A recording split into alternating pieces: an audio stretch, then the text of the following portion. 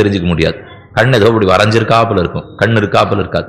நெற்றிக்கு கீழே திறக்கமாகட்டும், அவருடைய மூக்கா இருக்கட்டும் வரைஞ்சு புகமண்டலமாட்டம் இருக்கும்.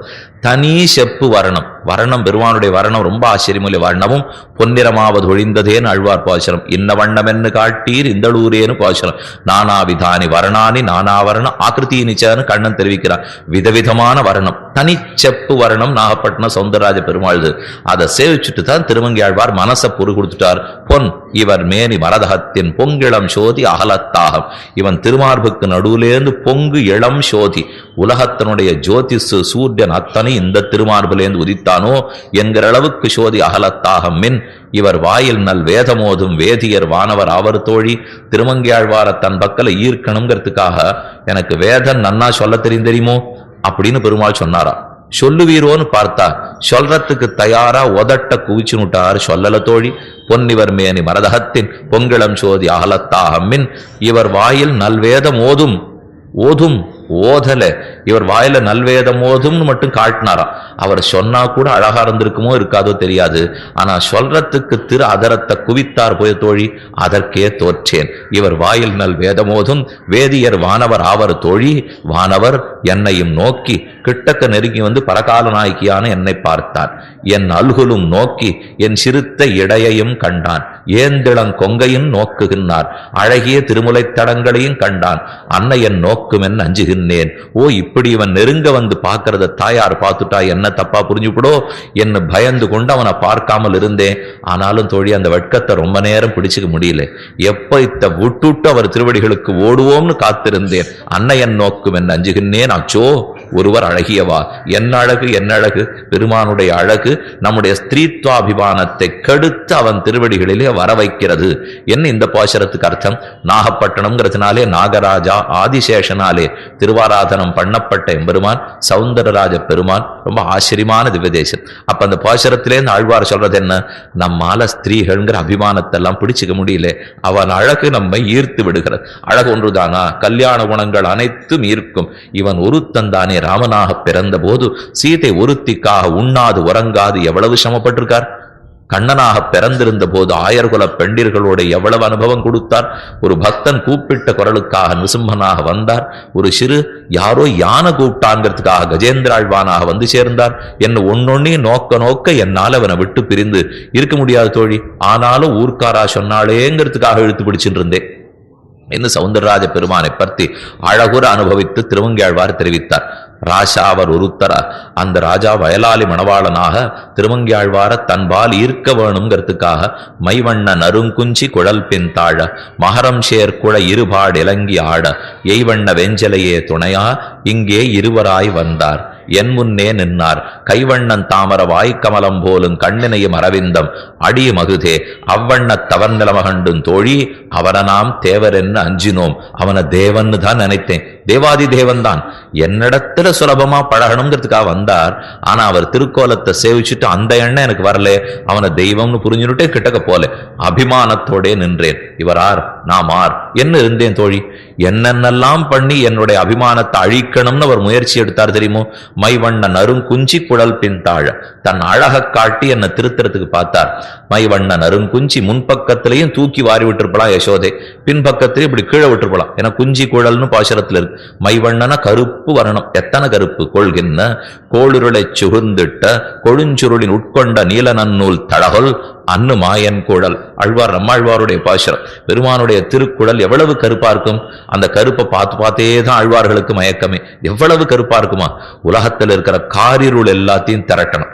ராத்திரி வேளை இருட்டை எடுத்து, அமாவாசை ராத்திரி இருட்டை எடுத்து, நன்னா செரிச்ச இருட்டை எடுத்து, அசாரமான இருட்டை தள்ளிவிட்டு சாரமான இருட்டை எடுத்துன்னு அதை பட்டை போட்டு யந்திரத்துல கொடுத்து பளபளப்பு ஏற்றி ஒண்ணுமே பண்ண முடியாது. ஆனா சுருண்டுக்கார் ஆழ்வார் இது இத்தனை எடுத்து கத்தையா அந்த இருட்டை இப்படி ஒரு கையில பிடிச்சிருந்து பெருமானுடைய திருக்குழல் இப்படி கையில பிடிச்சுன்னு பார்த்தா இந்த இருட்டையும் இவ்வளவு வெளுப்பா இருக்கு அப்படின்னு தூக்கி போட்டுருவாள். அந்த அளவுக்கு கருத்திருக்கிற குழல். கொள்கின்ற கோளிருளை சுகுர்ந்திட்ட கொழுஞ்சுருளின் உட்கொண்ட நீல நன்னூல் தழகொல் அன்னு மாயன் குழல். அந்த குழலழக காட்டி கொண்டு வந்தார். மைவண்ணன் அருங்குஞ்சி குழல் பின் தாழ. குஞ்சினாலும் தலைமயிர் தான், குழல்னாலும் தலைமுடிதான். அப்படி இருந்துச்சு குஞ்சி குழல்னு ஆழ்வார் ரெண்டா பாடியிருக்காரு. என்ன முன்பக்கம் தூக்கி சீவின்னு இருக்கிறதுக்கு குஞ்சின்னு பேரா, பின்பக்கத்தில் இப்படி தளர விட்டுருக்கிறதுக்கு குழல்னு பேரா. இந்த 2 விதத்திலையும் அலங்காரம் பண்ணித்தான் யசோத தினப்படி அனுப்புவள். அந்த அலங்காரத்தோட பரகாலநாயகின் இடத்துல வந்திருக்கார். குஞ்சி குழல் பின் தாழ மகரம் சேர்க்குழை இருபாடு இலங்கி ஆட, தன் காதுகளை சாத்தி கொண்டிருக்கிற குண்டலங்கள் அதை அசைச்சுண்டே வந்தாராம். இந்த பெண்ணை எப்படியான ஈர்த்தாகணும். நேர வெறும குண்டலத்தோட வந்தா நாம யாரும் பார்க்க மாட்டோம். இந்த விளக்கு எரிஞ்சுட்டே இருக்கும் இல்லையோ, பார்க்க மாட்டோம். இது அணைஞ்சு எரிய ஆரம்பிச்சுன்னா மொத்த பேரும் அதை தான் பார்ப்போம். ஒண்ணு வெறாம பேசாம இருந்ததுன்னா விட்டுடுவோம். அது மாறிண்டே இருந்துன்னா பார்ப்போம் இல்லையோ. இந்த திருவங்கி ஆழ்வார் இப்படியானு பாக்குறாராங்கிறதுக்காக வேணும்னு இப்படி தலையை அசைச்சுட்டே வந்தாரா. ஆழ்வார கண்ட ஆசையில தலை அசைந்தது. இப்படி அப்படி குண்டலங்கள் ஆடித்தா குஞ்சி குழல் பின் தாழ மகரம் சேர்க்குழை இருபாடு இலங்கி ஆட, 2 பக்கத்திலையும் மகரம் சேர்க்குழை ஆடித்து அப்ப பளிச்சுன்னு மின்னல் வெட்டினா போல திருமுக மண்டலம் சேவையாருதான்.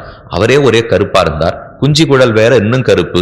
கருப்பு திருமமண்டலத்துக்கும் கருப்பு குழலுக்கும் வித்தியாசம் தெரியலேன்னு பார்த்தேன் தோழி.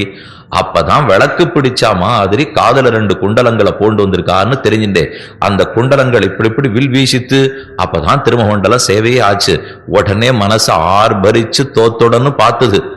திரும்ப மனசை சமாதானப்படுத்தினுட்டேன். இல்ல இவன் ஆண்மகன், நாம மனசை பறி கொடுத்துட கூடாது அப்படிங்கிறதுக்காக திரும்ப இழுத்து பிடிச்சிருந்தேன். குஞ்சி குழல் பின்தாழ மகரம் சேர்க்குழை இருபாடு இலங்கி ஆட, எய்வண்ண வெஞ்சிலையே துணையா இங்கே இருவராய் வந்தார். ராமலட்சுமணர்களை சீதையை தேடி போனா போலே இதோ ஏவரு வெஞ்சிலையானான பகவான் என்னை தேடி வந்தான். இங்கே இருவராய் வந்தார். இப்ப கையில வில்ல பிடிச்சுன்னு காட்டினார். ஏற்கனவே அழகா காட்டினார் இல்லையோ. இந்த வில்லுதான் உனக்கு ரக்ஷகம் பெண்ணே, புரிஞ்சுக்கோ. இந்த வில்ல முறித்து தான் சீதையை கடிமணம் புரிந்தேன், பெண்ணே புரிந்துகொள் என்று சொல்லி காட்டினார். இருந்தாலும் நான் மனசை பறி கொடுக்கிறேன். வெஞ்சிலையே துணையா இங்கே இருவராய் வந்தார், என் முன்னே நின்னார். ஒரு நிமிஷம் நின்னு காட்டினானா. நீ வில்லழகுக்கு தோற்க வேண்டாம், குண்டல் அழகுக்கு தோற்க வேண்டாம், குஞ்சி குழலுக்கு தோற்க வேண்டாம். தோ ஆலிகந்தம் இவாகாசம் அவட்டபியம் மகத்தனு என்ன நின்ன ராமனுடைய அழகுக்கு கூடவா தோற்க மாட்டே என்ன சொல்லிட்டு என்ன பார்த்தா. அப்பவும் நான் விடலை. என் முன்னே நின்னார், இருவராய் வந்தார், என் முன்னே நின்னார். கைவண்ணன் தாமரை வாய் கமலம் போலும் கண்ணனையும் அரவிந்தம் அடி மகுதே. கைவண்ணன் தாமரை காட்டினான், வாய் கமலவாயாலே வார்த்தை பேசினான், கண்களாலே குளிர நோக்கினான். இதோ திருவடிகளில் அனைவரும் விடுகிறார்கள் என்று சொன்னான். ஆனாலும் தோழி நான் மனசு கொடுக்கல. ஆனாலே கைவண்ணன் தாமர வாய் கமலம் போலும் கண்ணனையும் அரவிந்தம் அடிமகுதே. அவ்வண்ணத்தவன் நிலவகண்டும் தோழி, அவரை நாம் தேவர் என்ன அஞ்சினோம், அவன் தெய்வம் என்று நினைத்து நான் கிட்டக்கே போகாது இருந்துட்டேன். பெருமாள் அப்படியே தன்னை மாற்றினுட்டார். நான் ரொம்ப பெரியவன்னு காட்டினா இந்த பெண்ணு மயங்க மாட்டேங்கிறா, வேற உபாயத்தை கையாள்வோங்கிறதுக்காக நைவளமொன் நாராயா நம்மை நோக்கா நாணினார் போல் இறையே நயங்கள் பின்னும் செய்வளவில் என் மனமும் கண்ணும் ஓடி எம்பெருமான் திருவடிக்கு அணைய இப்பால் கைவளையும் மேகலையின் காணேன் கண்டேன் கனமகடக் குழையிரண்டு 4 தோளும் எவ்வொருவன் எம்பெருமான் கோயில் என்னேற்கு இதுவன்னோ எழிலாலி என்னார் தாமே என்று திருநெடுந்தாண்டகத்திர பாசுரம். நைவளமுன் நாராயா, இந்த பெண்ணு மனசு கனிய மாட்டேங்கிறா. சங்கீதம்னா பேய் கூட இறங்குங்கிறாளே, பெண்ணு இறங்காது படுவளா அப்படிங்கிறதுக்காக பெருமாள் பாட ஆரம்பிச்சாராம். பாட்டிலையாவது இவளைஞான் நமக்கு தோற்கிறாளான்னு பார்ப்போம். நைவளமுன் நாராயா, நைவளம் நட்டப்பாடை நாட்டக்குறிஞ்சி ராகம், அதுல ராகத்துல இசமைச்சு பாடினாராம். நைவளமுன் நாராயா நம்மை நோக்கா, கிட்டக்கு வந்து ஏதான உள்ளம் கனியதா கொஞ்சமான விட்டு கொடுக்கறதா இருக்காளா அப்படின்னு கிட்டக்க பார்த்தாராம். நம்மை நோக்கா நாணினார் போல் அப்படின்னு என்ன விட்டு கொடுக்கல. அப்ப பாடுறதுக்கு இந்த பெண்ணு இறங்கலே, இன்னவ மனசு கசியலேன்னு தெரிஞ்சுட்டு வெட்கம் வந்துருச்சு. இந்த ஒரு பெண்ணை திருத்த முடியாத நாம் ஜெகத்தை எங்க திருத்த போறோம் அப்படின்னு நாணினார் போல் வெட்கப்பட்டார் போலே இறையே நயங்கள் பின்னும் செய்மளவில். அப்ப பரகால நாயகியை பார்த்து கடைசி அஸ்திரத்தை பிரயோகப்படுத்திட்டான். இது வரைக்கும் என்னென்னமோ அஸ்திரம் பிரயோகப்படுத்தி இவளை ஆட்படுத்த முடியல. கடைசியில சொன்னாராம், என்ன அடிமையாவதாவது ஏத்துக்க மாட்டியா, நீ எனக்கு அடிமைன்னு சொல்லி பார்த்தேன், ஆனா பெண்ணே நீ கேட்டுக்கிறதா இல்லே, சாஸ்திரத்துல நீ தான் எனக்கு அடிமைன்னு சொல்லியிருக்கு, சொல்லி பார்த்தேன் நீ கேட்டுக்கல. பிரணவம் ஓலச்சுவடியில நீ அடிமைன்னு சொல்லியிருக்கு, சொல்லி பார்த்தேன் ஓலச்சுவடியை நீட்டினேன் கேட்டுக்கல. ரசிகர்கள் வியாக்கியானம் பண்ணுவா, ஆழ்வார் கதவை சாத்தின்னு ஜன்ன கதவை மட்டும் திறந்து வச்சுட்டு வீட்டுக்குள்ள இருந்தாரா. பெருமாள் வெளியில வந்து இதெல்லாம் பண்ணி பார்க்கிறார், கேட்கறதா இல்லை. ஓலச்சுவடைய ஜன்ன கதை வழியா நீட்டினாராம். அதுல ஓம்னு எழுதி நீ எனக்கு அடிமைன்னு சொல்லியிருக்கேன் பார், இப்பவாவது நீ என்னை ஏத்துக்க மாட்டியான்னு. ஓலச்சுவடியில இருந்தா நாங்க ஒத்துக்கணுமான்னு நீயே வச்சுக்கோ அப்படின்னு பெருமாள்கிட்ட சொல்லிட்டேன். வெக்கமா போச்சு. இனிமே எதை காட்டி வாழ்வார மயக்கிறதுன்னு தெரியல. நாணினார் போல் இறையே நயங்கள் பின்னும் செய்வளவில் கடைசியா ஒரு அஸ்திர பிரயோகப்படுத்திட்டார். நீ எனக்கு அடிமையா இருக்க வேண்டாம் பெண்ணே, என்னையாவது உனக்கு அடிமையா ஏத்துக்கிறியான்னு கேட்டான். அந்த வார்த்தை சொன்ன பிற்பாடு நாம் ஸ்வரூபம் நாசம் அடைஞ்சிடும்னு பயந்து போட்டேன் தோழி. இது வரைக்கும் ஏதோ நாம் அகங்காரம்னு பிடிச்சிட்டு இருந்தேன் தவிர இதற்கு மேலும் நாம் செல்லாமல் இருந்தால் அப்ப ஆத்மஸ்வரூபத்துக்கே நாசம். என்ன பெருமானுக்கு சேஷம்னு இருக்கிற ஸ்வரூபத்தை போய் அகங்கரித்துண்டு நான் சுதந்திரன் இருந்திருக்கலாமா? தப்புன்னு புரிஞ்சு போச்சு.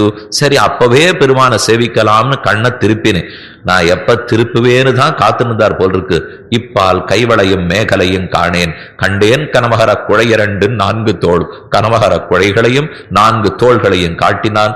அதற்கு மேல் என் உடல் கண்டபடலே, என் வஸ்திரம் கண்டபடலே, என்னுடைய வளையல் கண்டபடலே. ஆத்மாத்மி எங்களை துறந்தேன். ஆத்மாவனுடைய அனுபவமான கைவல்லத்தில் ஆசை போயிற்று, உடல் அனுபவமான ஐஸ்வர்யத்தில் ஆசை போயிற்று. இப்ப கண்ணுக்கு ஒண்ணு மட்டும்தான் தெரியறது. கண்டேன் கனமகர குழையரண்டு 4 தோளும். பெருமான் ஒருத்தந்தான் தரிசனம். கண்ணுக்கு மத்த ஏதுன்னு தெரியலையாம். இவ்வளவு காலம் கண்ணுக்கு தெரியாம இருந்தது இப்ப தெரியறது. இவ்வளவு காலம் கண்ணுக்கு தெரிஞ்சின்றது இப்ப தெரியல. லோகம்தான் இவ்வளவு நாளும் கண்டப்பட்டிருந்தது, அது இனிமே படலை. பகவான் இத்தனை நாளும் கண்டமண்டலே, இப்ப பட்டுட்டார். எவ்வளவு நெம்பெருமான் கோவில். முதல் முறையா மனசு அவனிடத்துல பறி கொடுத்துட்டு ஒரு வார்த்தை கேட்டேன் தோழி. கேட்டது தப்பா போச்சு, கேட்டிருக்க கூடாது. எதோ இவ்வளவு நேரம் அவர் அனுபவத்தை கொடுத்தார், அனுபவத்தோட இருந்திருக்கணும் இல்லையோ. ஒரு வார்த்தை கேட்டேன், எவ்வளவு எம்பெருமான் கோவில். உன் கோவில் எது, உன் ஊர் எது, பிள்ளைய நீ எங்கேருந்து வந்திருக்கே? ஏன்னா ஒருத்தர் காதலிக்கும் முன்னாடி ஊர் பேரான்னு கேட்டு காதலிக்க வேண்டாமா? இல்லைன்னா அப்புறம் நாளைக்கு யார் ஏமாந்து போறது? அதனால எவ்வளவு எம்பெருமான் கோயில், எது கோவில்னு கேட்டேன். தோழி அவன் என்ன தெரியுமா பதில் சொன்னான்? இதுவன்னோ எழிலாலி என்னார் தாமே. இதோ கூப்பிடு தூரத்துல திருவாலி இருக்கே, தெரியாதா? இதான் நம் ஊர். இன்னும் பக்கத்துல இருக்கிற திருவாலியை காட்டினான். திருநகரியில் ஆழ்வார் இருக்கார். திருவாலி பக்கத்துல இருக்கிற திவேசம் ரெண்டையும் ஒன்றாகவே கொள்ளுவதுதான் வழக்கம். திருவாலி திருநகரி, திருவாலி திருநகரி சொல்றோம்னா இந்த திவ்யதேசம் அந்த திவ்யதேசம் ஒரே திவ்யதேசம் தான். பெருமான் வயலாளி மணவாளன். இன்னைக்கும் திருக்கல்யாண மகோத்சவம் கண்டருடைய வேடுபுரி உற்சவத்தும் போது எழுந்துள்ளார். ஆச்சரியமான உற்சவம். இதுவன்னோ எழிலாலி, இதான் என் ஊர், பக்கத்துல தான் இருக்கு பெண்ணே. பிறந்தகத்தை பிரிந்து நீ கல்யாணம் ஆயிட்டு ரொம்ப தூரத்துக்கு வரணும்னு கவலைப்பட வேண்டாம். பிறந்தகம் பக்கத்திலேயே தான் இருக்கும். நீ அங்கேயும் அப்பப்ப போய்க்கலாம், புக்ககத்துக்கும் அப்பப்ப வந்துக்கலாம். இதுவன்னோ எழிலாலி என்னார் தாமே. 2வது வியாக்கியானம் பெரியவாச்சம்ல சாதித்தார். அங்கெங்க போக வேண்டாம் பெண்ணை, என் ஊர் எதுன்னு தானே கேட்டேன். இன்னிலேருந்து இந்த ஊர் தான் என் ஊர், வேற ஏதும் என் ஊர் அல்ல. ஒரு சம்சாரி ஜீவாத்மா எனக்கு அடிமைப்பட்டுட்டான்னால் அதிலிருந்து அவன் இருக்கும் ஊரை என் ஊராக கொள்ளுகிறேனே தவிர என் ஊருக்கு அவன் வரணும்னு நான் எதிர்பார்க்கிறது இல்லை. நீ ஓர் ஊரில் இருக்கலாம், நாம் சர்வ வியாகமனானபடியாலே அனைத்து ஊரிலும் இருக்கிறோம். அதனால நீ இன்னைக்கு அடிமைப்பட்டுட்டியோ இல்லையோ, இனிமே உன்னோட தான் எனக்கு கொடுத்தனும். இதுவன்னோ எழிலாலி, நீ நிற்கிற இதே ஸ்தலம் தான் எனக்கு எழிலாலி. 3வது வியாக்கியானம் பண்ணார். அது எதுக்கு இன்னொரு ஸ்தலத்தை வேற தேடின்னு போகணும்? போன் பெருமாள் கீழே வந்தாராம், கிட்டக்க நெருங்க பார்த்துட்டு குனிஞ்சாராம். பரகால் நாய்க்கு எதுக்கு நம்ம முன்னாடி இவர் குனியறாருங்கிறது தெரியல. திருவடி கால் கட்டவரல் இருக்கும் இல்லையோ, திருவங்கி ஆழ்வாருடைய திருவடி, அதுல கட்டவரல். அந்த கட்டவரல் கிட்டக்க போய் தட்டிட்டு இதுவன்னோ எழிலாலி என்னார் தாமே. ஒரு பரம பக்தனுடைய திருவடி தான் எனக்கு ஊர், அவனுடைய திருமேனில் தான் நான் எப்போதும் வாழ்கிறேன்னு சொன்னான். இதை சொன்ன பிற்பாடுதான் பக்ன அபிமானங்களாய் என்னுடைய அபிமானம், ஸ்திரீத்வாபிமானம் தொலைந்து இனி நம்மால் இந்த பெருமானை சேராமல் இருக்க முடியாது. என்ன அபிமானத்தை தொலைந்து பெருமானிடத்தில் கிட்டினோம். என்ன ஆச்சரியமான பாசுரம் அங்கு. ஆக வயலாளி மணவாளனும் பரகால நாயக்கிக்கும் உண்டான பரிமாற்றம் கண்டோம். திருமங்கை ஆழ்வார் பரகால நாயக்கிக்கும் சௌந்தரராஜ பெருமானுக்கும் உண்டான பரிமாற்றம் கண்டோம். இவர்கள் பேசறத்திலேருந்து தெரிஞ்சுக்கிறது என்னன்னா, ஸ்திரீகள் அபிமானித்திருந்தது தொலைந்து வந்து நிற்க வேண்டும் இல்லையோ. அதனாலதான் வந்து நின் பள்ளிக்கட்டு கீழே சங்கமிருப்பார் போல் வந்து தலை பெய்தோம். ஆனா அப்படி நம்மளை ஏமாத்துறதோ அல்லது எப்படியோ நம்மளை அவன் வசப்படுத்துறதுக்கு ஆன முயற்சிகளையும் பெருமாள் எடுக்கிறார். ஒரு ஜீவாத்மாங்கிற சொத்து தன்னை விட்டுட்டு போயிடக்கூடாதுங்கிறதுக்காக அனைத்து முயற்சிகளையும் எடுக்கிறாங்கிறத இங்க புரிஞ்சுக்கணும். அங்கண்மா ஞாலத்தரசர் அபிமான பங்கமாய் வந்து நின் பள்ளிக்கட்டு கீழே. இவர்கள்லாம் எவ்வளவு பெரிய ராஜாக்கள் தெரியுமா? அந்த ராஜாக்கள்லாம் தாங்கள் ராஜாங்கிற அபிமானத்தோட இருக்கலாம். அங்கண்மா ஞாலம், இந்த பிருத்திவி சின்ன உலகம் அல்ல. ராஜாக்களும் லேசிப்பட்டவா இல்ல, இல்ல பெரிய பெரிய சக்கரவர்த்திகள். ஒத்தொத்தரை பார்த்தா மகத தேசத்து ராஜா, மௌரிய தேசத்து ராஜா, எவ்வளவு பெரியவாழ்லா இருந்திருக்கா. எல்லாம் ராஜ்யமே எவ்வளவு பெரிய இடத்தை தாங்கள் ஆண்டு இருந்திருக்கார். அப்படி இருக்கிறச்சே செருக்கு வந்துடும் இல்லையோ. அங்கண்மா ஞாலத்தரசர் அபிமானம். அபிமானம்ங்கிறது செருக்கு, அகங்காரம். தானே ராஜா, ஈஸ்வரோகம் போகி ஆட்யா அபிஜனவானஸ்மி, நானே ஈஸ்வரன், நானே போகி, நான் வச்ச சொத்து தான் உலகமே, என்னால என்ன ரட்சித்துக்கிறது முடியும், ஆறு தெய்வம் எனக்கு தேவையில்லை, இப்படி பலதும் சொல்றார்களோ இல்லையோ, அவர்களைத்தான் மாஞால தரசர்னு தெரிவித்தார். அவ்வரசர் அபிமான பங்கமாய் வந்து நின் பள்ளிக்கட்டிற்கீழே. இத்தனை நாள் ராஜா ராஜான்னு இருந்தோம், அந்த அனைத்து அபிமானங்களும் தீர வேண்டும். நின் பள்ளிக்கட்டிற்கீழே, உன்னுடைய பள்ளிக்கட்டிற்கீழே வந்து நிற்கிறார்கள். ஆழ்வார்களுடைய பாசுரத்தில் அந்த இடத்துல உதாகரிச்சிருக்கார். இவர்கள்லாம் ஒத்தொத்தரும் எவ்வளவு பெரிய ராஜாவா இருந்தா தெரியுமா? மகா பிருத்திவி, அழகிய இடங்கள் கொண்ட இடத்துக்கெல்லாம் ராஜா, ஒரு நாயகமாய் ஓட உலகுடன் ஆண்டவர், கருநாய் கவர்ந்த காலர், சிதகிய பானையர், பெருநாடு காண இம்மையிலே பிச்சதாம் கொள்வர், திருநாரணந்தாள் காலம்பெறச் சிந்தி துய்மினோ. நம்மாழ்வாருடைய 4ஆம் பத்து முதல் திருவாய்மொழி முதல் பாசர். அந்த பாசரத்தையே தான் இங்கேக்காக உதாகரித்துள்ளார்கள். ஒரு நாயகமாய் ஓட உலகுடன் ஆண்டவர். இவர்கள் நேற்று வரைக்கும் எப்படி ராஜாக்களா இருந்தாலும், நானே ஏக சக்கராதிபதி, ஒரு சத்திரம், ஒரு குடைக்கு கீழே இந்த உலகமே உண்டுங்கிற அளவுக்கு அபிமானம். ஒரு நாயகமாய் ஓட உலகுடன் ஆண்டவர். இன்னைக்கு என்ன தெரியுமா எடுத்து எல்லாம் போயிடுத்து. கருநாய் கவர்ந்த காலர். இன்னைக்கு சொத்து போயிடுத்து. நேற்று வரைக்கும் சொத்து இருந்தது, இன்னி வரைக்கும் இல்லையே. இருக்கும், இருக்கிறாப்புல இருக்கும், எங்க போச்சுன்னே தெரியாது. கடந்த ஒரு 6 மாசம் 8 மாசமா பார்த்துட்டு இருக்கோம் பாருங்க. உலகம் முழுக்க ஏதோ ரொம்ப வசதியா எல்லாம் இருந்தாப்புல இருந்தது, எங்க போச்சுன்னே தெரியல, எல்லாத்தையுமே காணுங்கிறான். இனிமே ஏதானும் பணம்னா அச்சடிச்சுக்க வேண்டியதாங்கிறான். காசெல்லாம் இனிமே கிடையாது, அவா வேணும்னா அச்சடிச்சுங்கோன்னா அது எப்படி அச்சடிச்சுன்னுட்டு அவ்வளவுதானா? பணம்ங்கிறது எங்க இருந்தது, எங்க போச்சு? உருண்டோடிடும் பணம்ங்கிறோம். நன்னா உருள்றது, நன்னாவே ஓடுறதுன்னு வச்சுக்க வேண்டியதுதான். அதனால கருநாய் கவர்ந்த காலர். நேத்தி வரைக்கும் ஒரு ராஜாவை வந்து இவன் காலில் கிடப்பனான். ஆழ்வார் பாசுரத்துல சொன்னார், ஏன் யாரும் நேற்று வரைக்கும் வாழ்ந்தவர்களே கிடையாதா? என்னமோ ஆண்டாள் பிடிச்சு இந்த சக்கரவர்த்திகள்லாம் ஏசி கொண்டிருக்கிறார்களே, நேற்று வரைக்கும் பணக்காரர்களா ராஜாக்கள்லாம் வாழலையா? வாழ்ந்திருக்காளே, நானே சொல்றேனேன்னு ஆழ்வார் தெரிவித்தார்.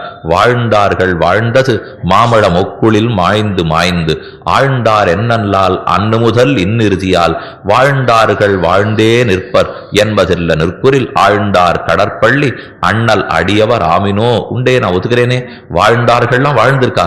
மாமழம் ஒக்குளில் மாய்ந்து மாய்ந்து, ஒரு மழை பெய்யும் போது நீர்க்குமிழி ஏற்பட்டு ஓரமா ஓடின்னு இருக்கும். அந்த நீர்க்குமிழி எவ்வளவு நேரத்துக்கு இருக்கும்? அடுத்த மழை துளி அதன் தள்ள விடற வரைக்கும், அவ்வளவுதான் அது நிற்கும். அதனால நீ வாழ்ந்தாய்ன்னு பல ராஜாக்களை பத்தி சொல்லிட்டு இருக்கியே, அவெல்லாம் எத்தனை வருஷம் தெரியுமா? பெருமானுடைய நிகிரகம்ங்கிற ஒரு சொட்டு தள்ள விடற வரைக்கும் வாழ்ந்தார்கள், வாழ்ந்தது மாமடமொக்குளில் மாய்ந்து மாய்ந்து, ஆழ்ந்தார் என்னல்லால் அன்னு முதல் இன்னிறுதியால், வாழ்ந்தார்கள் வாழ்ந்தே நிற்பர் என்பதில்ல நிற்குறில், ஆழ்ந்தார் கடற்பள்ளி அண்ணல் அடியவர் ஆமினோ. ஆனால் அவர்கள் வாழ்ந்தே நிற்பர்கள், நிற்கட்டும். நீ வாழணும்னா பகவானுடைய திருவடிகளை பற்றுவதற்கு பார் என்ன உபதேசித்தார். ஒரு ராஜா, பெரிய சக்கரவர்த்தி, அவனிடத்திலே எல்லாரும் வந்து கப்பம் கட்டுறதுக்காக வரிசையில் நிற்பாளாம். அடிசேர் முடியரனாகி அரசர்கள் தாம் தொட, இடிசேர் முரசங்கள் முற்றத்தியம்ப இருந்தனர், புடிசேர் துகளாய் போவர்கள் ஆதலில் நுக்கென, கடிசேர் துழாய்முடி கண்ணன் கடல்கள் நினைமினோ. கண்ணனுடைய திருவடி தாமரைகளை பற்றுங்கோள். இடிசேர் முரசங்கள் முற்றத்தியம்ப இருந்தவர் அடிசேர் முடியராகி. ராஜ தர்பார்ல வந்து சக்கரவர்த்தி உட்கார்ந்துருக்காராம். அப்படியே ஆழ்வார் பார்த்தாப்புல எழுதிட்டு இருக்கார். திருப்புலி ஆழ்வார் அடிய விட்டவர் நகர்ந்தது கூட கிடையாது.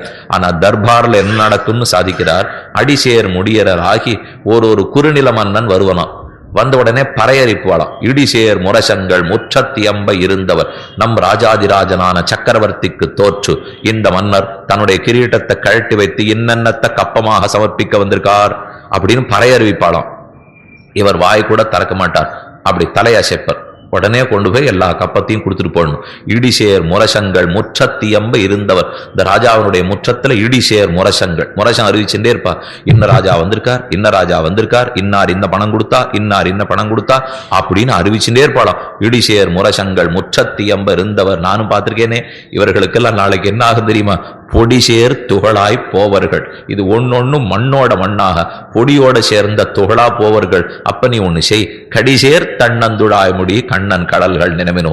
கடி பரிமளம் மிக்க இருக்கிற திருத்துழாயை சமர்ப்பித்துக் கொண்டிருக்கிற கண்ணன் திருவடிகளை பற்றினால் பேரின்ப வாழ்க்கை கிட்டும். இவன் காலில் விழுந்தா ஒண்ணும் கிடைக்காது, நீயும் மண்ணோட மண்ணா போடுவே. ஆனா பெருமானுக்கு என்ன தெரியுமா வேணும்? நீ அவன் திருவடிகளுக்கு கீழே குனிஞ்சியானா அள்ளி எடுத்து தன் திருமடியிலே வைகுண்டத்திலே அமர்த்தி கொள்ளுகிறான். ஆனால் அதை பத்திரத்தை விட்டுட்டு இங்க எதுக்கு சுத்தின்னு இருக்கீர்கள்? வாழ்ந்தார்களை பத்தி நானும் கேள்விப்பட்டிருக்கேன். ஒன்னும் சக்கரவர்த்தின்னு என்கிட்ட சொல்ல வேண்டாம். ஒரு நாயகமாய் ஓட உலகுடன் ஆண்டவர், ஜகத்தையே ஆண்டு இருந்தவர்கள். இன்னைக்கு கருநாய் கவர்ந்த காலர், சிதகிய பானையர், பிச்சை எடுக்க போறதுக்கு வெறும் ஓட்டாஞ்சல் கொடுத்துருக்கா கையில. எல்லாம் போயிடுத்து. நேற்று விற்கிறது ஒரு பெரிய சண்டை வந்தது, காணா போடு, எல்லாமே போயிடுற சொல்லி. அது போல கருநாய் கவர்ந்த காலர், பகல் வேளையிலே அந்தந்த ராஜாக்கள் கப்பங்கட்ட வரச்சே இவன் தானே போய் வாங்கிக்க மாட்டான். எவ்வளவு திமிர் இருந்து தெரியுமா? அதனால ஆட்களை வச்சு அவர்கிட்ட கொடுத்துட்டு போ, இதை வாங்கறதுக்கெல்லாம் நாள் இல்லை அப்படின்னு இருந்தான். ஆனா இன்னைக்கு கையில ஓட்டை எடுத்துட்டு பிச்சை எடுக்க போகணும் இல்லையோ, ஆளை வச்செல்லாம் எடுக்க முடியாது, இவனே தான் போய் பிச்சை எடுக்கணும். அதனால பாசுரத்துல சொல்லச்சே கவர்நாய் கவர்ந்த காலர், சிதகிய பானையர், இம்மையிலே பிச்சை தாம் கொள்வர்னார். பிச்சை கொள்வர்னு சொன்ன போறாதா? பிச்சை தாம் கொள்வரான்னா வாங்கிக்கச்சே மட்டும் ஆளை வச்சு வாங்கலாம், எடுக்கச்சே தானே தான் போய் எடுக்கணும்னா. பிச்சை தாம் கொள்வர் கருநாய் கவர்ந்த காலர். பகல் வேளையில பிச்சை எடுக்க போறதுக்கு இவனுக்கு ரொம்ப வெட்கமா இருக்கு. அதனால ராத்திரி வேளையா தேர்ந்தெடுக்கிறான். ராத்திரி வேளையில போனா இருட்டா இருக்கு, கீழே கருப்பு நாய் படுத்துட்டு இருக்கு. இவன் பிச்சை எடுக்க போறச்சே வள்ளுன்னு அது காலை பிடிக்கிறது. கருநாய் கவர்ந்த காலர். ஏன் கருப்பு நாயா தான் இருக்கணுமா, வெள்ள நாயா இருக்க கூடாதா? பாசுரத்தில் ஆழ்வார் ஏன் கருநாய்னு சொல்றாருன்னா, வெள்ள நாயா இருந்தா இருட்டுக்கு வெளுப்புக்கு வித்தியாசம் தெரிஞ்சிருக்கும், மிதிச்சிருக்க மாட்டான். கருப்பு நாய்ங்கிறதுனால இருட்டுக்கு அதுக்கு வித்தியாசம் தெரியல, மிதிச்சு விட்டான். கருநாய் கவர்ந்த காலர், சிதகிய பானையர், உடைந்த பானையை கையில வச்சுருக்கான். திருநாரணன் தான் பெருநாடு காண இம்மையிலே பிச்சைதாம் கொள்வர். ஊர்க்காரெல்லாம் வேடிக்கை பார்க்க வந்துட்டாலும். நேத்தி வரைக்கும் எவ்வளவு திமிர நம்ம இடத்துல காட்டியிருப்பா, இன்னைக்கு இவன் பிச்சை எடுக்க போறான், பார்த்து நன்னா பரிகாசம் பண்ணணும் அப்படிங்கிறதுக்காக பெருநாடு காண உலகம் முழுக்க இவனை பார்க்கறதுக்கு வந்திருக்கு. இம்மையிலே பிச்சைதாம் கொள்வர். இதை பண்றதை விட்டுட்டு திருநாரணன் தாள் காலம் பெற சிந்தித்தின் திருநாரண பெருமானுடைய திருவடிகளை உடனே வந்து பெற்றுங்கோள். இப்பாசுரத்தை ராமானுஷர் திருநாராயணபுரத்து மேலக்கோட்டை திருநாரண பெருமாளை புற்றிலிருந்து மேலே எடுக்கும் போது பூமிக்கு கீழே அந்த பெருமாள் அவர் தான் மேல கொண்டார். விட்டதேவராயனுடைய உதவியோட கீழே தொண்டனூர்லேருந்து மேல் கொண்டு யாதவகிரிக்கு சென்று அங்க போய் கல்யாணி புஷ்கரணியினுடைய மூலைக்கு போய் கீழே பூமியிலேருந்து பெருமாளை இடர்ந்து மேல் எடுக்கிறார். வராக பெருமான் பூமி பிராட்டி எடுத்தால் போலே ராமானுஷர் திருநாரண பெருமாளை மேல கொண்டு வருகிறார். வரும்போது அந்த பெருமாளை செவிக்கிறச்சே திருநாரனுடைய திருமகண்டலம் அத்யுதமாக இருந்ததா. இப்பாசுரம் ராமானுஷர் மனசுக்கு வர ஆழ்வார் பாடி இந்த பாசுரத்தை இந்த பெருமாளுக்கு சமர்ப்பிப்போம் என்று அன்று ஆசைப்பட்டார்கள் சம்பிரதாயம். அதனால ஒரு நாயகமாய் பாசுரம் இன்னைக்கு மேலக்கோட்டை செல்லப்பிள்ளைக்காகத்தான் பாடப்படுகிறது. திருநாரணன் தாள் காலம் பெற சிந்தித்திம்மின். திருநாரண பெருமாள் தாள், அவன் திருவடிகளை பற்றுங்கோள்னா நிஜத்திலேயே அந்த பெருமாளுடைய 2 திருவடிக்கு நடுவுல தான் திரு இன்னைக்கு இருக்கா. நீங்க மேலக்கோட்டை சேவிச்சிருந்தீங்கன்னா மூலமூர்த்தி திருவடிகளுக்கு நடுவுலையும் தனி பிம்பம் ஸ்ரீ மகாலட்சுமியினுடையது, உற்சவமூர்த்தி திருவடிக்கு நடுவுலையும் அதே பிம்பம் தாயாருடையது. அதனாலதான் பார்த்த ஆழ்வாருக்கு திருநாரணன் தாள். இந்த தாள் வெறுமான தாள் அல்ல, இது திரு எழுந்தருளி இருக்கக்கூடிய தாள். திருநாரணன் தாள் காலம்பெற சிந்தித்திம்மின். சீக்கிரம் வந்து அந்த திருவடிகளை பற்றதை விட்டுட்டு நம்ம வாழ்ந்ததுன்னா போடும். அதனால சீக்கிரமாக வாருங்கோ. காலம்பெற சிந்தித்திம்மின். காலம்பெறனா நம்மளாம் காலம்பெறனா கார்த்தாலேன்னுவோம். ஆழ்வார் காலம்பெறன, ஆழ்வார் திருநகரி பக்கம் பாஷையிலே காலம்பெறன சீக்கிரமாக, நாழி கடத்தாமல், அவசரமாக, சடக்கெனன்னு அர்த்தம். காலம்பெற சிந்தித்திம்மின். நாழி கடத்தாதீங்கோ, உங்களிடத்துல நாழி இல்லை. இவன் தான் எம்பெருமான் திருநாரணன், இவனுக்கு சமமானவன் மற்றொன்னில்லை. அந்தந்த ராஜாக்கள்லாம் தாங்களேன்னு செருக்கத்தோடு இருக்கிறார்களாம். அந்த செருக்கு அழகின மூல்யம் 3 விதமான மதம் நம்மை பிடித்து ஆட்டும். நாம் உயர்ந்த குலத்தில் பிறந்தோம், சிறந்த பணக்காரன், பெரிய படிப்பு படிச்சிருக்கோம் என்று நம்ம பிடித்து ஆட்ட லோலபிதிந்திரிய ஹயைர் அபதேஷு நீதா. இதை கூறத்தாழ்வான் தெரிவித்தார். நம் இந்திரியங்கள் எந்தெந்த விதத்திலேயோ நம்மளை பிடிச்சு இழுத்துன்னு போறது. வித்யா தனாபிஜன ஜன்ம மதேன காம குரோதாதி பிஷ ஹததீர்ண சமம் பிரயாதி. என்னுடைய குரோதம் இன்னும் போகலே, காமம் போகலே. வித்யா தன அபிஜன ஜன்ம மதாதி காம. வித்தையாலே காமம், தனத்தாலே காமம், ஜன்மத்தாலே காமம். இது ஒன்னொன்னுத்தினாலே நமக்கு செருக்கு இருக்கிறதுன்னா தொலைய வேண்டும் இல்லையோ. அது தொலையணுங்கிறது எப்ப தெரிஞ்சு போம்னா, ஓ நம்ம காட்டில ரொம்ப பெரியவர் இருக்கிறார், அவரு தான் உலகம் அனைத்தும் சொத்துன்னு தெரியணுமே. அது தெரியாத வரைக்கும் இந்த இடத்துக்கு நான் தான் ராஜான்னு இவன் செருக்கோடு இருக்கிறான். அதனாலதான் அங்கண்மா ஞாலத்தரசர் அபிமான பங்கமாய். இது வரைக்கும் இவர்களுக்கு என்னென்ன அபிமானம் இருந்ததோ, ஓ ராஜா இவன் தான் தெரிந்து கொண்டு வந்து சேர்ந்தார்கள். வன் துவராபதி மன்னன் பகவான் இல்லையோ. ராஜான்னு சொன்னா தட்சிண துவாரகாதீசனான மன்னார்குடி ராஜகோபாலனே ராஜா. அந்த ராஜாவுக்கு இன்னைக்கு ராஜா திருக்கோல சாத்திரா. ராஜகோபாலனுக்கு ஹாரித்ரா நதியிலே தப்போத்சவம் நடக்கிறது பாருங்க, ரொம்ப ஆச்சரியமான உற்சவம். நிறைய திருவாபரணங்கள் சாத்தி கொண்டு மன்னன் திருக்கோலத்திலே எழுந்தருள்வர். 18 நாள் பிரம்மோத்சவம். அந்த ஊர்ல ஒரு நாள் இல்லை 2 நாள் இல்லை, 18 நாட்கள் உற்சவம். 18 நாளும் திருக்கோலம் சாத்தி கொள்ளுகிறார். அவருக்கும் ஒரு பாசுரம். எப்படி ராமானுஜர் திருநாரண பெருமாளுக்கு அவனே ராஜா, மற்ற பேர்லாம் ஏதேதோ பணத்துக்கு இருந்தாலும் அதை விட்டுட்டு வாங்கோன்னு உபதேசித்தாரோ இல்லையோ, அதை போலே விஷதவாக் சிகாமணிகளான மணவாள மாமுனிகள் உன்னித்து மற்றொரு தெய்வம் தொழாள் அவனை இல்லால் நும் மிச்ச சொல்லினும் தோல் குலைக்கப்படும் மன்னமேர் மன்னப்படு வரமாறனை வன் துவராபதி மன்னனை ஏத்துமின் ஏத்துதலும் தொழுதாடுமே வன் துவராபதி மன்னன் தட்சிண துவாரகாதீசன். மன்னன்னா துவாரகாதீசனான கோபாலன் தான் மன்னன். அந்த இடத்திலே பாசம் உன்னித்து மற்றொரு தெய்வம் தொழாள். இதிலே பராங்குஷ நாயகிக்கு நாயிகா பாவத்தில் ஏதுன்னு தெரியாமல் பெருமானாலே பீடிக்கப்பட்டு கிடக்கிறாள். இன்னொரு தேவத்தை இவ தொழமாட்டா, மற்றொரு தெய்வம் தொழாள் அவனையல்லால் நும் மிச்ச சொல்லி நும் தோல் குடைக்கப்படும் அன்னமீர். இந்த பெண்ணை எழுப்புறதுக்கு ஒரே வழிதான், துவாரகாதீசனுடைய திருநாமங்களை சொல்லுங்கள், மாயன் தமரடி நீரு கொண்டு விளக்குங்கள், அவனுடைய திருப்பரியட்டத்தை கொண்டு வாட்டம் தனிய வீசுங்கள். இது தவிர இவ எழுந்திருக்கிறது வழியில்லே. அப்ப வன் துவராபதி மன்னன் இருக்கு. பெருமாளே கோபாலன் தான். அந்த கோபாலன் 32 சேவை சாதித்தார். கோபிலர் கோப்ரளையர்னு 2 ரிஷிகள். அவ 2 ரிஷிகளும் வடக்க போய் பெருமாளை சேவிக்கணும். துவாரகையில பெருமாள் எழுதிருக்கார், போய் சேவிக்க போறோம்னா இவ போயிட்டே இருக்கு. எதிர்த்தாப்புல 2 ரிஷிகள் வந்தா, எங்க அவசரமா போறேன்னு கேட்டா. கண்ணனை சேவிக்கிறதுக்கா போறோம். முடிஞ்சு போச்சு, துவாபரம் ஆகி கண்ணன் பரமோதத்துக்கே எழுந்துள்ளி விட்டார். இப்ப அதெல்லாம் நடக்காதுன்னா ரொம்ப வருத்தமா போச்சு. ஓ, கண்ணனுடைய லீலைகள்லாம் சேவிக்கணும்னு ஆசைப்பட்டமே, நடக்காதான்னு நினைச்சிருந்தா இங்கே இருந்து ஹாரித்ரா நதிக்கரையிலேருந்து தபஸ் பண்ணுங்கோள்னு சொல்ல அங்க தபஸ் பண்ண 32 திருக்கோலத்தை பெருமாள் சேவை சாதித்தார். நாம் பகவான் அடைவதற்கு உபாசன மார்க்கம் முக்கியம், அதாவது பக்தி சாஸ்திரம். 32 வித்யைகள் சொல்லப்பட்டுள்ளன. சத்வித்யா, தஹர வித்யா, சாண்டில்ய வித்யா, பௌம வித்யா, வைஸ்வானர வித்யா, என்ன எத்தனையோ வித்யைகள். அந்த 32 வித்யைகளும் இந்த பெருமாள்கிட்ட இருக்கிறதுனாலதான் ஸ்ரீ வித்யா ராஜகோபாலன் அப்படின்னு அந்த பெருமாளுக்கே பேர். இல்லைன்னா வெறும் ராஜகோபாலன்னு சொல்ல, ஸ்ரீ வித்யா ராஜகோபாலன்னு சொல்ற முடியும். ராஜகோபாலன்னா ராஜா அவர் தான். அப்ப மற்ற பேர்ல என்ன, அபிமான பங்கமாய் நின் வந்து நெல் பள்ளிக்கட்டிற்கீழே. அந்த பெருமாளே கோபாலன். 2 இப்படி சேர்றது பாருங்க. ராஜாவும் அவர் தான், கோபாலனும் அவர் தான். கோபாலன்னா ஒண்ணுமில்லை, எடப்பிள்ளை. அதுக்கு தகுந்தா போல ஒரு வஸ்திரத்தை தரிச்சுன்னும் பெருமாள் சேவை சாதிக்கிறார். கீழே திருப்பரட்டம் இடுப்புல அதே தான் கட்டிப்பார். இன்னொரு மேல் உத்திரியம் இல்லை, கீழ் உத்திரியம் மேல் உத்திரியம் 2 கூட அவருக்கு கிடையாது. கீழே இருக்கிற உத்திரத்தையே மேல தூக்கி தலையில முட்டாக்கா சாத்தி விடுவார். ஏன்னா எடப்பிள்ளைக்கு 2வது வஸ்திரமா, அதனாலதான் கோபாலனும் ஒரே வஸ்திரத்தோட எழுந்துள்ள இருக்கிறார். ஆனா அந்த கோபாலனே ராஜா வேஷம் என்னைக்கு போட்டுக்கிறாரோ அன்னைக்கு தலையில சாத்தின்னு இருக்கிற தலைப்பாகை, பெரிய பெரிய மகர கண்டிகைகள், நீண்ட கண்டபேரண்ட பட்சி திருவாபரணங்கள், அவள் திருவடிகளில் சாத்தின்னு இருக்கிற பாதுகை, கையில பிடிச்சின்னு இருக்கிற அழகு, கையில பெருமாளே இப்படி இப்படி ஒத்த கையில இப்படி வச்சுன்னு மற்றொரு கையில சாட்டை பிடிச்சின்னு இருக்காரோ இல்லையோ, இடுப்புல பார்த்தீங்கன்னா சாவி கொத்து தொங்கும். இந்த உலக அனைத்தும் இவரது தான். நன்னா பெரிய வீட்டு இல்லத்தரசிகள்லாம் இருக்கா பாருங்க, அவள்லாம் வீட்டை முழுக்க பூட்டி பெரிய தங்கப்பூன் போட்டு சாவி கொத்து இடுப்புல சொல்லி கொண்டுவா. அதை போல இங்க கோபாலன் சொருகி கொண்டு உலகம் முழுக்க நம்மளுதான ராஜா வேஷத்தோட எழுந்தருள் இருக்கிறார். ரொம்ப ஆச்சரியமான திருக்கோலம். இன்னைக்கு அந்த இடத்துல தர்பார் இருக்கு, அதுக்காக சொல்ல வந்தேன். கோபாலனை சேவிக்கிறதுக்கு போனீங்கன்னா இடது பக்கம் ஹேமாப்ஜ நாயகி, ரொம்ப ஆச்சரியமான திருக்கோலம். கோபாலனுக்கு ஏற்ற தாயார் ஹேமாப்ஜ நாயகி தாயார். அந்த பக்கமே, அதாவது நீங்க தஞ்சாவூர் தாண்டிட்டு இந்த பக்கம் நாகப்பட்டினம் வருது பாருங்க, இந்த நாகப்பட்டினம் பக்கம் திருவாரூர்லேருந்து மாயவரம் போற வரைக்கும் ஓரொரு திவ்ய தேசம் கொள்ளை அழகுன்னு தான் சொல்ல வேணும். அது ஒன்றும் சொல்லி வாயால சொல்லி முடிக்கிறதுக்கே திவ்ய தேசம் இல்லை. அதனால இது நாகப்பட்டினம், திருக்கண்ணபுரம், சிறுபுலியூர், திருக்கண்ணங்குடி, திருக்கண்ணமங்கை, அந்த பக்கத்தில் கும்பகோணம், திருச்சேரை, நாச்சியார் கோவில், ஒப்பிலியப்பன் சன்னதி.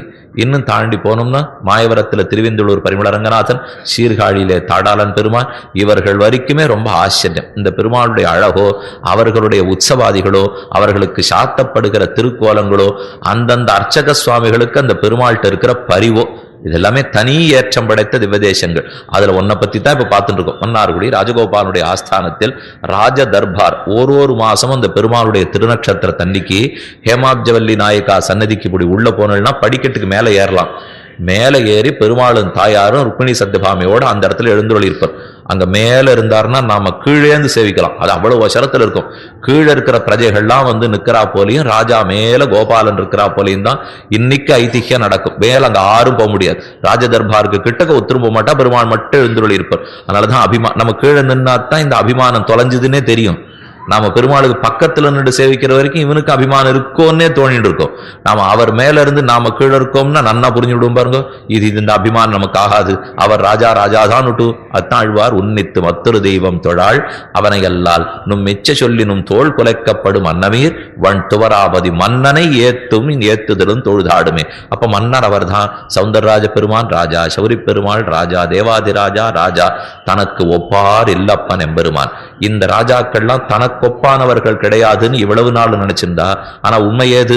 ந தத் சமஸ்ச அபியதிகச்ச திருஷ்யதே ஒத்தார் மிக்கார இளையாய மாமாயா என்ன ஆழ்வாருடைய பாசுரம். என்னப்பன் எனக்காய் இகுழாய் என்னை பெத்த அப்பன் எம்பெருமான் பொன்னப்பன் மணியப்பன் முத்தப்பன் என்னப்பனுமாய் மின்னத்தன் மகிழ்ஷூ திருவெண்ணகர் மேயவப்பன் தொன்னப்பார் இல்லப்பன் தந்தனன் தனதால் நிழலே என்ன திருவெண்ணகர் ஒப்பிலியப்பனை பத்தி நம்மாழ்வாருடைய 6ஆம் 10 3ஆம் திருவாயுடைய அற்புதமான பாசுரம். என்னப்பன் எனக்காய் இகுழாய். எனக்கு ஈகுள்ங்கிறது தோழியை குறிக்கும். என்னப்பன் எனக்காய் இகுழாய்.